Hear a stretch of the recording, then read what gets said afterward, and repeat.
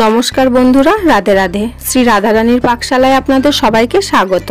তো বন্ধুরা, আপনারা সবাই কেমন আছেন? আশা করছি আপনারা সবাই ভালো আছেন। বন্ধুরা, আজকে আমি আবারও একটা নতুন রেসিপি নিয়ে চলে এসেছি। আজকে আমি বানাবো নতুন পদ্ধতিতে তৈরি ফ্রাইড রাইস। যারা এখনো আমার চ্যানেলটা সাবস্ক্রাইব করেননি তারা এই চ্যানেলটা সাবস্ক্রাইব করে ভিডিওটাতে একটা লাইক দিয়ে দেবেন এবং পাশে থাকা বেল আইকনে ক্লিক করতে ভুলবেন না যেন, যাতে এই চ্যানেলের সমস্ত নোটিফিকেশন সবার প্রথম আপনাদের কাছে পৌঁছে যায়। তো চলুন বন্ধুরা, রেসিপিটা শুরু করা যাক। ফ্রাইড রাইস বানানোর জন্য প্রথমে আমি গোটা মশলা ভেজে নেব। এখানে আমি নিয়ে নিয়েছি 1 চা চামচ সাহা জিরে, অল্প গোটা গোলমরিচ, অল্প জায়ফল আর 2 টুকরো জয়িত্রী। ওভেনে কড়া বসিয়ে দিয়েছিলাম, কড়া গরম হয়ে গেছে। এবার মশলাগুলো একে একে দিয়ে ভেজে নেব। মশলাগুলো বেশি ভাজবো না, হালকা ভেজে তুলে নেব।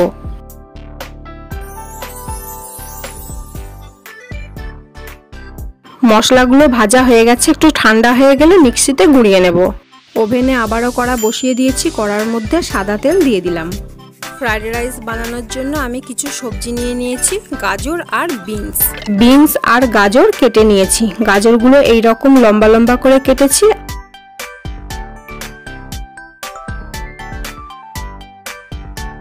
আর বিনসগুলো এই রকম কোনা করে কেটেছি। কোনা করে কাটলে দেখতে বেশ ভালো লাগে।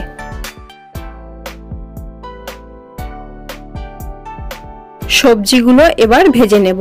খুব বেশি তেল দিইনি, অল্প তেলের মধ্যেই সবজিগুলো ভাজবো।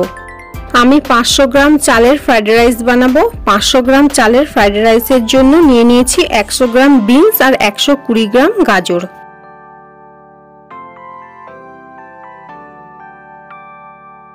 সামান্য নুন দিয়ে দিলাম।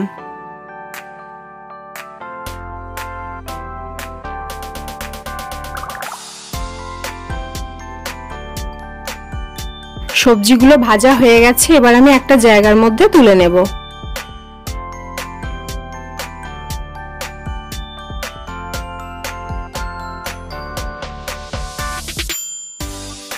এখানে আমি নিয়ে নিয়েছি কিশমিশ আর কাজু বাদাম।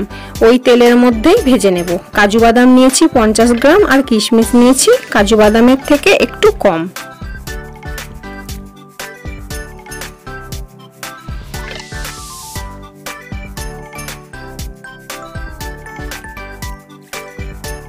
কাজু বাদাম আর কিশমিশগুলো ভাজা হয়ে গেছে, এবার এইগুলো আমি একটা জায়গায় তুলে নিচ্ছি। ওভেনে একটা জায়গা বসিয়ে দিয়েছি, পরিমাণ মতো জল দিয়ে দিলাম।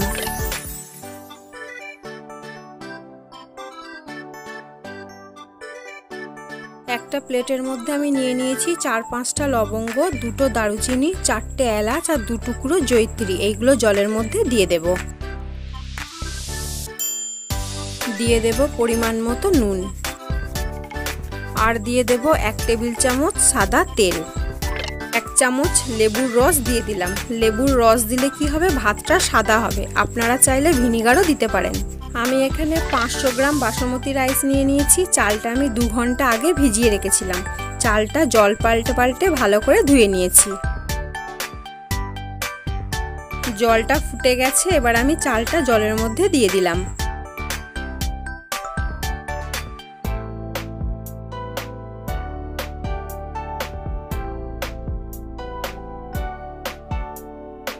এদিকে ভেজে রাখা সবজিগুলোর সাথে ভাজা কাজু আর কিশমিশগুলো মিশিয়ে নেব।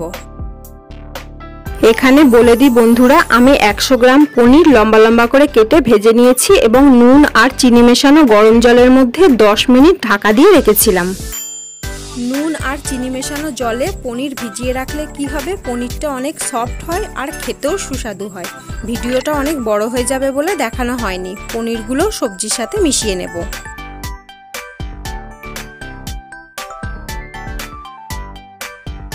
ভেজে রাখা গুঁড়ো মশলাটা 1 চা চামচ দিয়ে দিলাম। এবার চামচের সাহায্যে ভালো করে মিশিয়ে নেব। এদিকে ভাতটা দেখে নেব হয়ে গেছে কিনা। ভাতটা 90% হয়ে গেছে, পুরোপুরি সেদ্ধ করব না, তাহলে নরম হয়ে যাবে।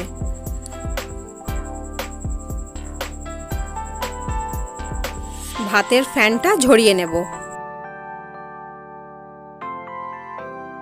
এখানে আমি একটা জায়গা নিয়ে নিয়েছি। এখানে আমি 60 গ্রাম মতো ঘি নিয়ে নিয়েছি।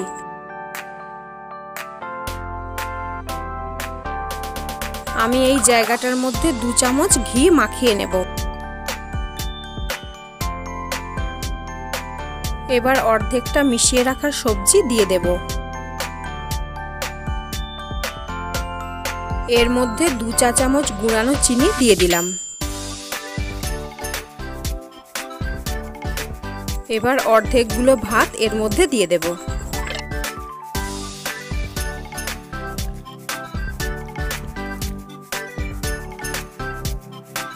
ভাতের উপরে 2 চামচ ঘি দিয়ে দিলাম।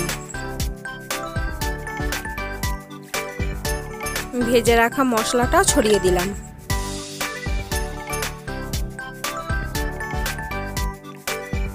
এবার বাকি সবজিগুলো সব দিয়ে দিলাম।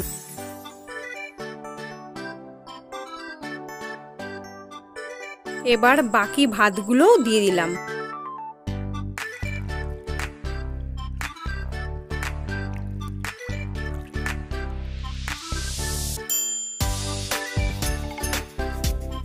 আবারও 2 চামচ চিনি দিয়ে দিলাম।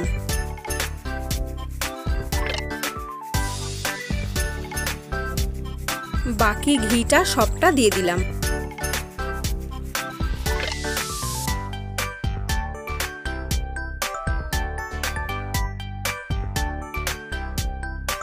সব শেষে 3 চামচ গোলাপ জল দিয়ে দিলাম।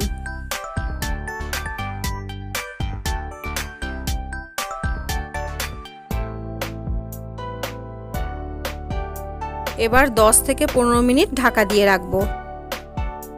15 মিনিট পর ফিরে আসলাম। এবার হালকা হাতে ভাতটা মিশিয়ে নেব। সাবধানে মিশিয়ে নেব যেন ভেঙে না যায়।